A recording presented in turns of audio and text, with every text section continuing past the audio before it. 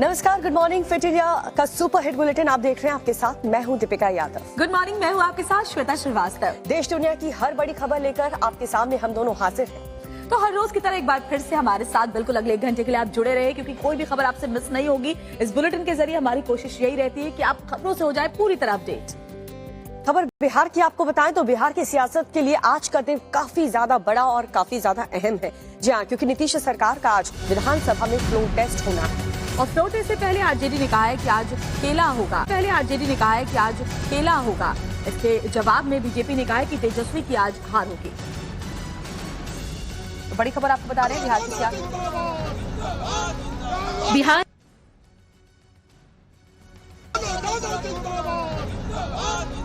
बिहार में आज floor test को लेकर गहमा गहमी बढ़ गई है।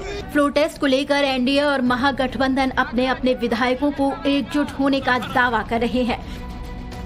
आरजेडी का दावा है कि महागठबंधन के सभी विधायक तेजस्वी यादव के घर पर मौजूद हैं, जो सीधे फ्लोर टेस्ट में पहुंचेंगे।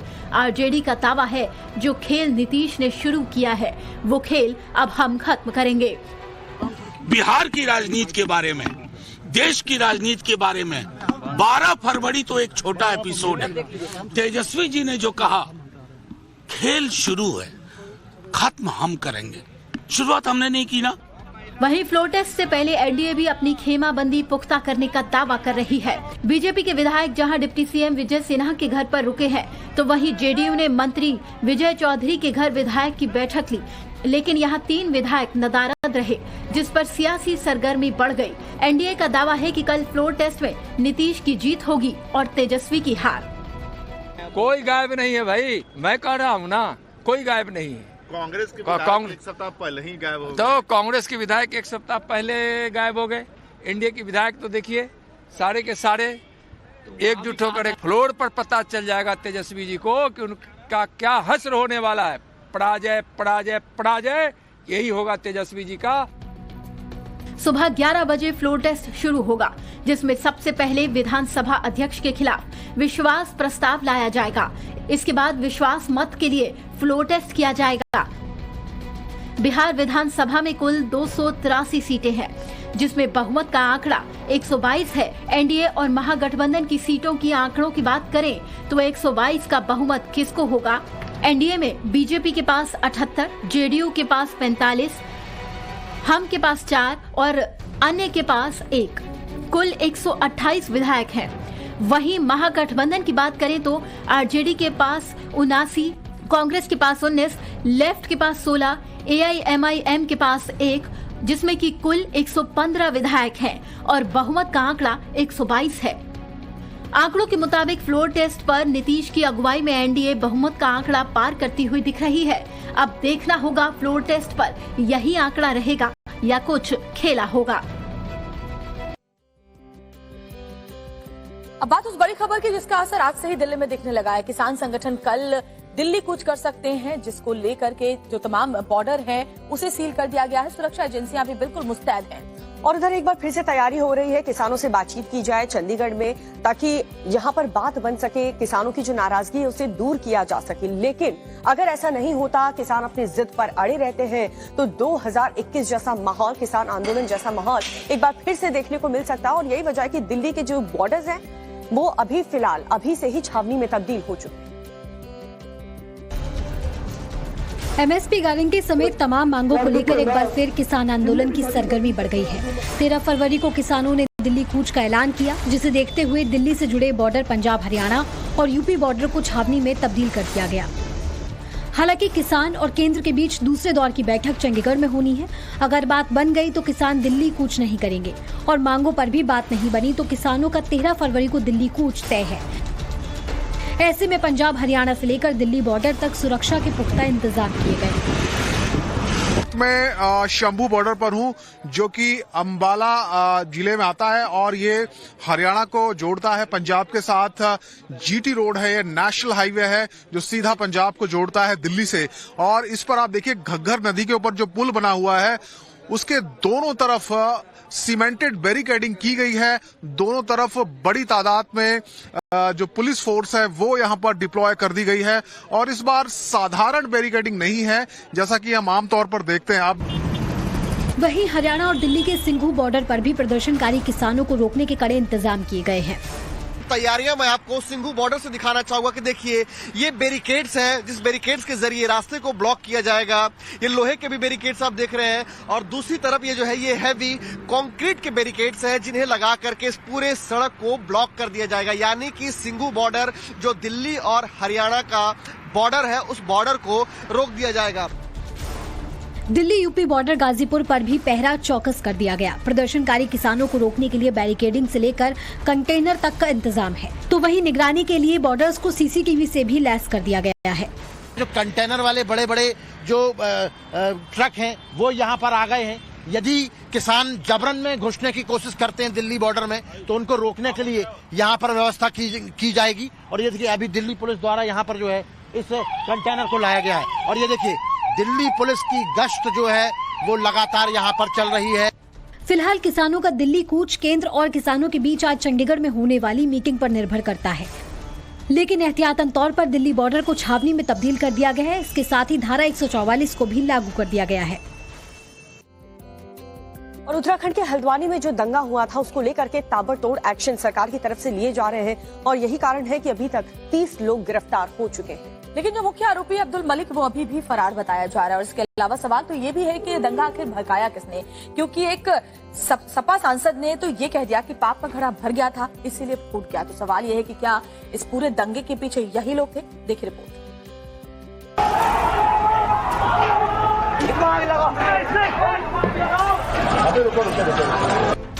हल्द्वानी दंगे पर ताबड़तोड़ एक्शन, अब तक 30 लोग गिरफ्तार।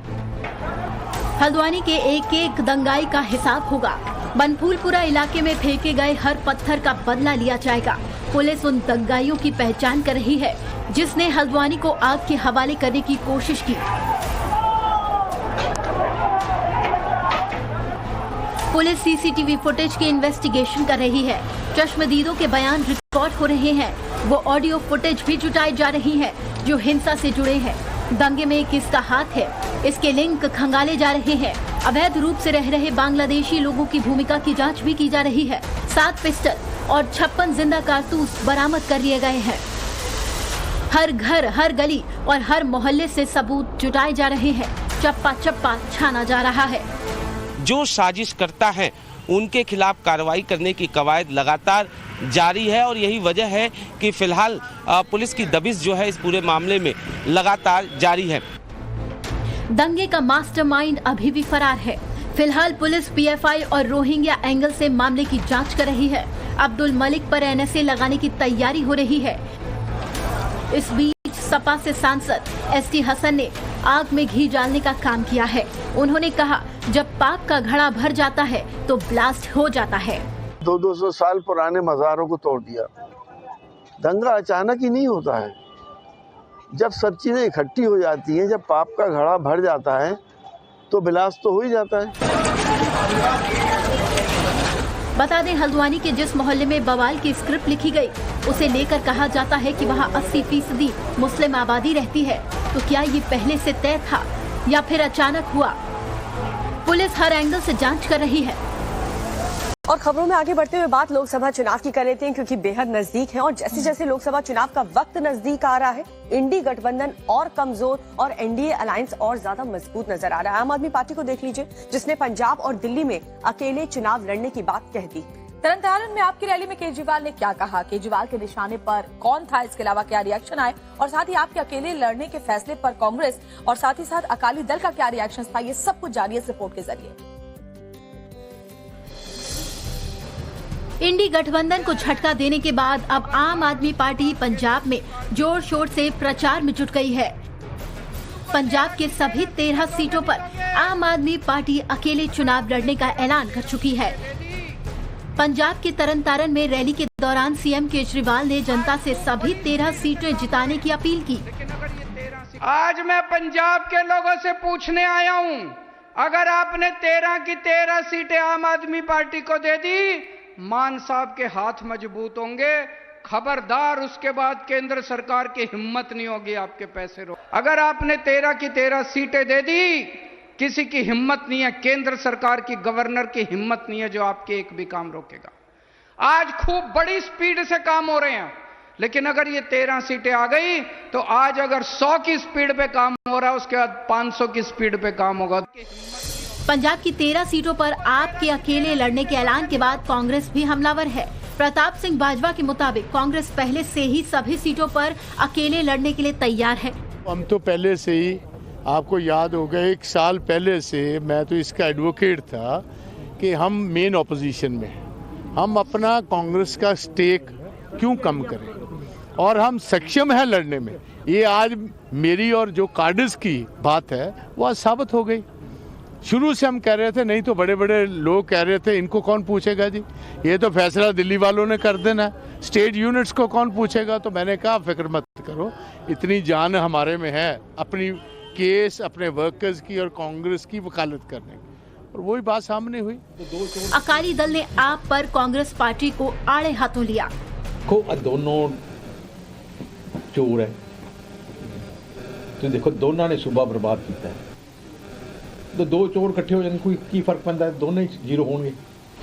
हालांकि पंजाब में अभी तक अकाली दल और बीजेपी गठबंधन की तस्वीर साफ नहीं हो सकी है। चलिए अब खबर आपको महाराष्ट्र से बताते हैं, जहां सत्ता पर काबिज होने के लिए हर कोई एड़ी चोटी का जोर लगा रहा है, और ऐसे में उद्धव ठाकरे भला कैसे पीछे रह सकते हैं। उद्धव ठाकरे ने एक बार फिर से मुस्लिम कार्ड खेला है। सवाल ये उठता है कि आखिर चुनाव से ठीक पहले ही क्यों मुसलमानों की याद उद्धव ठाकरे को आती है। इस सवाल का जवाब इस रिपोर्ट में है।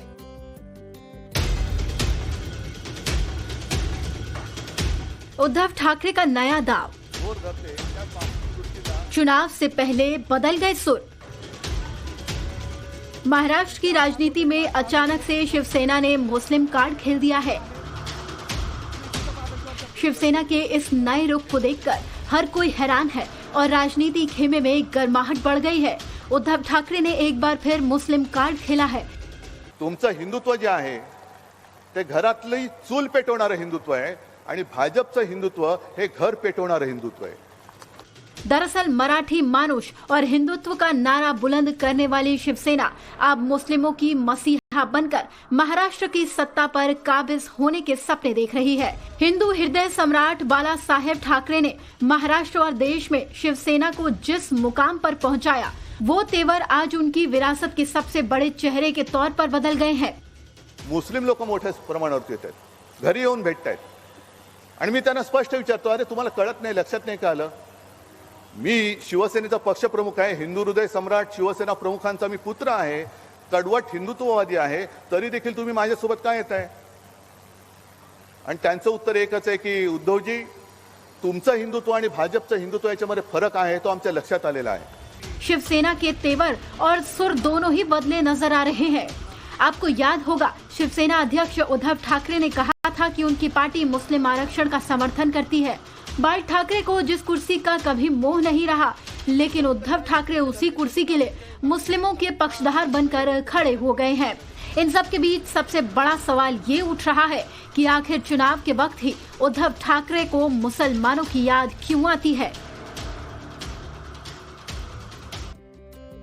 और अगली खबर वाराणसी से, जहां पर ज्ञानवापी परिसर में स्थित व्यासजी तहखाने में पूजा अर्चना की इजाजत दी गई थी और उसी परमिशन को लेकर के मुस्लिम पक्ष काफी नाराज था और कोर्ट में याचिका दाखिल की थी। आज उसी को लेकर के अहम सुनवाई होने वाली है। तो बड़ी खबर आपको बता रहे हैं, जिला जज वाराणसी ने पूजा अर्चना की जो इजाजत दी थी, जिसे कोर्ट में चुनौती दी गई है मुस्लिम पक्ष की तरफ से। अंजुमन इंतजामिया कमेटी ने वाराणसी जिला जज के 17 जनवरी और उसके बाद 31 जनवरी के फैसले को चुनौती दी है।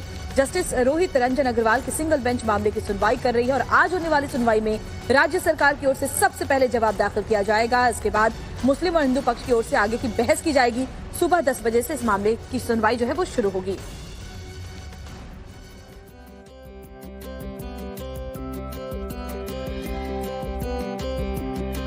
ज्ञानवापी से जुड़े हुए अपडेट्स आगे भी बताते रहेंगे, लेकिन दीपिका, प्रधानमंत्री नरेंद्र मोदी का जो अंदाज है वो छोटे छोटे बच्चों को भी खूब भाता है और इसीलिए जो प्रधानमंत्री की कोई सभा होती है तो वहाँ बच्चे अपने पेरेंट्स के साथ पहुंचते हैं। ऐसा ही कुछ हुआ जब एक बच्चे ने प्रधानमंत्री का ध्यान अपनी ओर आकर्षित किया। मुझे लगता है आप मध्य प्रदेश की जबवा की बात कर रहे हैं। जब पीएम मोदी कल वहाँ पर पहुंचे थे, अपना संबोधन कर रहे थे, वहाँ के लोगों से बात कर रहे थे, उस बीच एक बच्चे को पीएम मोदी ने देखा और मंच के ऊपर से ही उन्होंने उस बच्चे को अपना स्नेह दिया। आपको भी दिखाते हैं, देखिए। पीएम मोदी की लोकप्रियता लोगों में ही नहीं बल्कि बच्चों में भी है। इसकी तस्वीर एक बार फिर मध्य प्रदेश के झाबुआ में देखने को मिली है। एक बच्चा पीएम मोदी को हाथ हिलाते हुए अपनी खुशी जाहिर कर रहा था। पीएम मोदी का जब उस पर ध्यान गया तो उन्होंने भी उसके स्नेह को अपने अंदाज में शुक्रिया किया। बेटा तुम्हारा हाथ दुख जाए, दर्द करेगा, बहुत बहुत तूने किया। मिल गया मुझे बेटा, मिल गया मिल गया तेरा प्यार। अब तेरा हाथ दर्द करेगा बेटा। अब हाथ नीचे करो, मुझे मिल गया। शाबाश, समझदार हो। ये पहली बार नहीं जब बच्चों पर पीएम मोदी ने अपना प्यार लुटाया हो। छत्तीसगढ़ की आकांक्षा ने भी पीएम मोदी का ध्यान खींचा था। बेटी, मैंने तुम्हारी ये तस्वीर देखी है, तुम इतना बढ़िया काम करके लाई हो, मैं तुम्हें आशीर्वाद देता हूँ। लेकिन बेटी थक जाओगी, तुम कब से खड़ी हो। ये पुलिस के जवानों से मैं कहता हूँ, वो तस्वीर बेटी देना चाहती हो तो ले लीजिए और मुझे जरूर पहुंच जाएगी। और तुम्हारा पता उसमें लिख देना, मैं जरूर तुझे चिट्ठी लिखूंगा। ठीक इसी तरह पिछले साल नवंबर में तेलंगाना के निर्मल जिले में उनकी रैली में भारत माता की पोशाक पहनकर पहुंची एक छोटी बच्ची की सराहना की थी। मैं कब से देख रहा हूँ ये बच्ची तिरंगा झंडा लेकर के ऐसे देखिए, वो भारत माता बन के आई है। वाह वाह वाह। देखिए, हर नौजवान को प्रेरणा दे रही है बच्ची। शाबाश शाबाश बेटे। पीएम मोदी का बच्चों से कितना लगाव है वो इन तस्वीरों में साफ देखा जा सकता है। और दुनिया भर में भारत का यूपीआई सिस्टम धमाल मचा रहा है। कई ऐसे देश हैं जो कि भारत का यूपीआई सिस्टम इस्तेमाल कर रहे हैं, यूज कर रहे हैं। अब इसमें 2 देश और जुड़ने जा रहे हैं। प्रधानमंत्री नरेंद्र मोदी इन 2 देशों के जो प्रमुख हैं उनके साथ मिलकर के यहाँ यूपीआई सेवा लॉन्च करेंगे। कौन से ये 2 देश हैं और इन देशों को इसका क्या फायदा मिलेगा, देखिए रिपोर्ट में आप। भारत के यूनिफाइड पेमेंट इंटरफेस यानी यूपीआई का दुनिया भर में डंका बज रहा है। सिंगापुर, यूएई, नेपाल, भूटान और फ्रांस में यूपीआई सेवाएं पहले से ही चलन में है। अब श्रीलंका के मॉरिशस में भी यूपीआई लॉन्च होने जा रहा है। यूपीआई शुरू होने से उन भारतीयों को फायदा होगा जो श्रीलंका और मॉरिशस की यात्रा करते हैं। वहीं इन देशों के नागरिक जब भारत आएंगे तो उन्हें भी काफी सहूलियत मिलेगी। पीएम मोदी आज श्रीलंका और मॉरिशस में यूपीआई की शुरुआत करेंगे। दोपहर 1 बजे पीएम मोदी वीडियो कॉन्फ्रेंसिंग के जरिए यूपीआई की शुरुआत करेंगे। इस दौरान श्रीलंका के राष्ट्रपति रानिल विक्रमसिंघे और मॉरिशस के पीएम प्रविंद जुगनाथ भी मौजूद रहेंगे। श्रीलंका और मॉरिशस के साथ भारत के रिश्ते मजबूत हैं। इस लॉन्च से दोनों तरफ के लोगों को डिजिटल ट्रांजैक्शन की सुविधा मिल सकेगी। इससे इन देशों के साथ भारत की डिजिटल कनेक्टिविटी भी बढ़ेगी। विदेश मंत्रालय के मुताबिक मॉरिशस में रुपे कार्ड सर्विसेज शुरू होने के बाद रुपे कार्ड का इस्तेमाल भारत के साथ साथ मॉरिशस में भी किया जा सकेगा। हाल ही में फ्रांस की राजधानी पेरिस में एफएल टावर पर यूपीआई सर्विस शुरू की गई थी। फ्रांस इस सेवा को धीरे धीरे पूरे देश में लागू करने जा रहा है। एक बहुत बड़ी और एक अच्छी खबर आपको बताने जा रहे हैं, जहां पर प्रधानमंत्री नरेंद्र मोदी आज 1 लाख बेरोजगारों को रोजगार का पत्र सौंपने वाले हैं। देश में 46 जगहों पर आज रोजगार मेले का आयोजन किया जा रहा है। रेलवे, पोस्टल समेत केंद्र सरकार के कई विभागों में युवाओं को रोजगार मिलेगा। आज नई दिल्ली में कर्मयोगी भवन की आधारशिला भी प्रधानमंत्री नरेंद्र मोदी रखने वाले हैं। तो आज 1 लाख से ज्यादा बेरोजगारों को रोजगार पत्र सौंपेंगे प्रधानमंत्री नरेंद्र मोदी।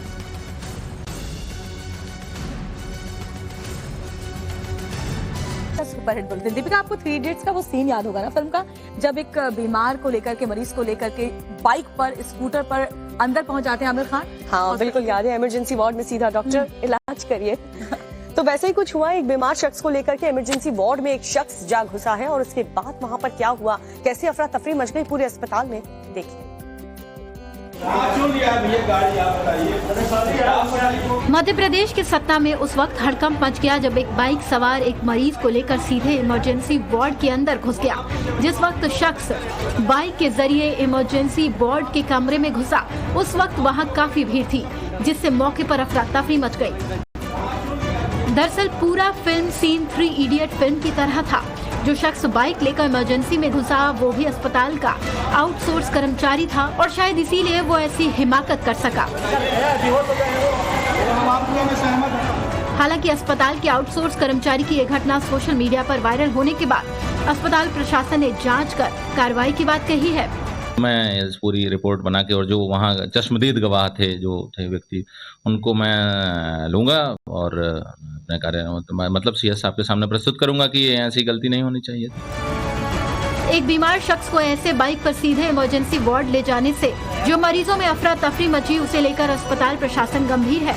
वहीं ह्यूमन एंगल से भी इस मामले को देखा जा रहा है। जिस शख्स को बाइक पर लेकर आया गया था वो बेहद गंभीर था। बहरहाल अस्पताल प्रशासन इसकी जांच कर रहा है और कार्रवाई भी उसे ही करनी है।